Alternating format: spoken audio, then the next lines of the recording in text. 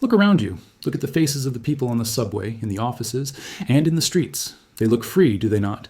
They are not wearing chains. There are no guards standing over them with whips. They can choose what to eat, where to walk, and what to watch. But look closer. Look into their eyes. You will see a glazed, hollow look, the look of a creature that has been sedated. They are walking, but they are not choosing the path. They are scrolling, but they are not choosing the content. They are working, but they are not choosing the reward. We have been taught that slavery was abolished centuries ago, but this is the greatest deception of the modern age. Slavery was never abolished. It was merely engineered to be invisible. In the past, a slave owner had to pay for the slave's food, shelter, and health care. It was expensive to own a human being.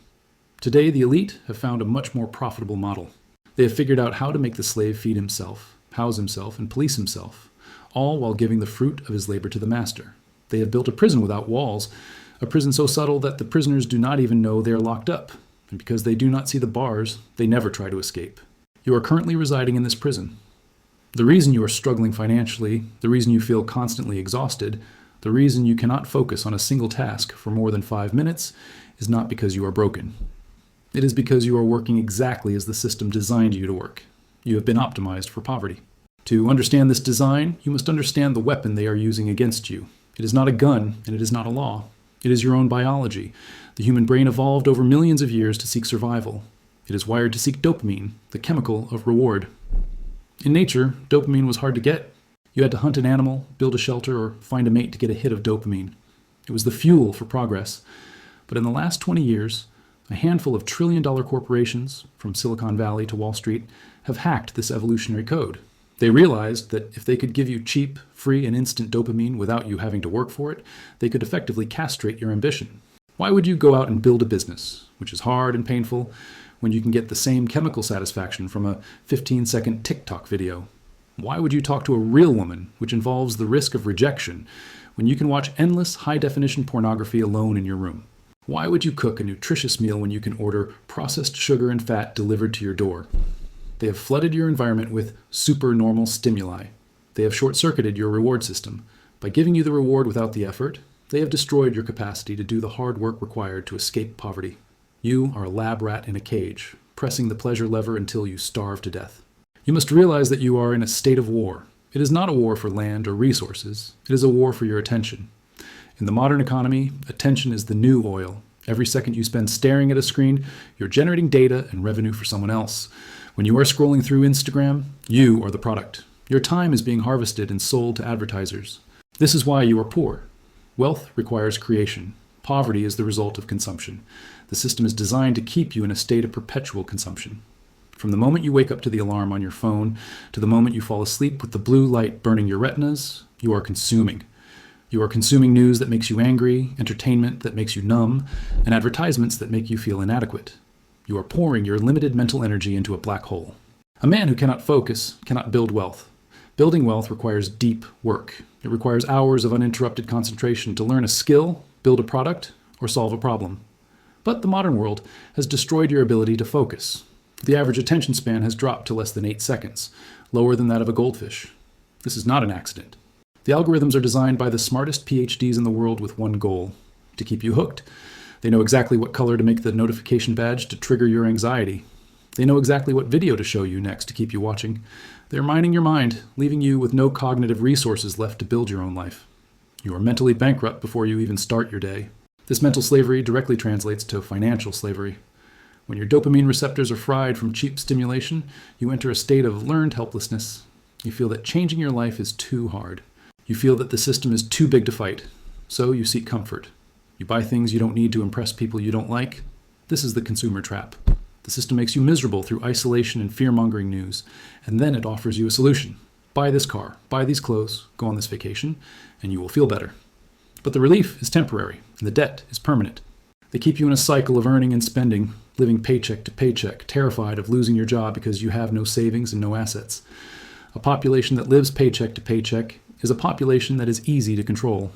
If you had 5 years of expenses saved up, you would be dangerous. You could quit your job, you could start a competitor, you could speak your mind. But because you are drowning in debt and distraction, you keep your head down. You obey. You stay in the lane they painted for you. The programming begins long before you enter the workforce. It starts in the classroom. Have you ever wondered why schools are designed the way they are? Rows of desks, bells ringing to signal transition, asking for permission to speak or use the restroom, rote memorization of facts, and the suppression of creativity. The system was not designed to create thinkers, leaders, or millionaires. It was designed in the industrial era to create factory workers. The Rockefellers and the Carnegies needed men who could stand on an assembly line for 12 hours a day, doing a repetitive task without questioning authority. They built the education system to produce compliant employees. They stripped away financial literacy. Think about it. You spent 12 years in school, yet you were never taught how taxes work, how to invest in the stock market, how to buy real estate, or how to start a business. You were taught the Pythagorean theorem, but not how to read a balance sheet. This is not an oversight. It is a feature. If they taught you how money works, you would not be willing to work for money your whole life. You would understand that trading time for money is a losing game. By keeping you financially illiterate, they ensure that you will always rely on the system for your survival. They teach you to be a specialist, to get good at one narrow task, so that you fit perfectly into their corporate machine. But the wealthy are generalists. They understand how the whole machine works, and they own the machine. This educational programming creates a worker bee mentality. You're taught that the path to success is to get good grades, get a degree, and get a safe job. But in the new economy, safe is the most dangerous place to be. Inflation destroys the value of your salary. AI and automation threaten to erase your job. The loyal employee is the first to be fired when the stock price dips.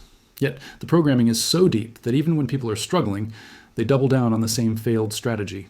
They go back to school to get another degree, taking on more debt, hoping that the system will finally reward them. It is a tragic loop. The prison walls are made of paper, diplomas, contracts, and currencies that you have been trained to value above your own freedom. You are chasing the carrot on the stick, never realizing that the stick is attached to your own back. Perhaps the most powerful bar in this invisible prison is the social pressure to conform. Human beings are tribal animals. We are terrified of being cast out of the tribe. The system weaponizes this fear. If you try to escape the matrix, if you stop watching the news, stop using social media, stop buying brand name garbage, and start investing in your mind, the people around you will attack you. They will call you crazy. They will say you are obsessed. They will try to pull you back down into the bucket. This is the crab mentality. When one crab tries to escape the bucket, the other crabs pull it back down. Your friends and family are not doing this because they hate you. They are doing it because your freedom highlights their slavery. Your success forces them to confront their own failure. So, to fit in, you dim your light. You engage in the same mindless gossip. You drink the same alcohol. You complain about the same politicians. And you stay poor together. The system relies on peer pressure to police the prisoners. You are afraid to be different. And because wealth is the result of doing things differently, you stay poor. The media plays the role of the agitator in this prison. Their job is to keep you in a state of chronic stress.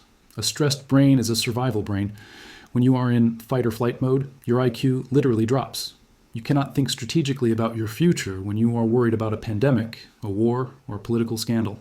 They divide the population by race, gender, and politics, keeping the poor fighting the poor so that they never look up and see who is actually holding the leash. While you are arguing with a stranger on the internet about a trivial issue, the elites are printing trillions of dollars, buying up the assets, and consolidating their power. They want you angry. They want you scared. They want you distracted.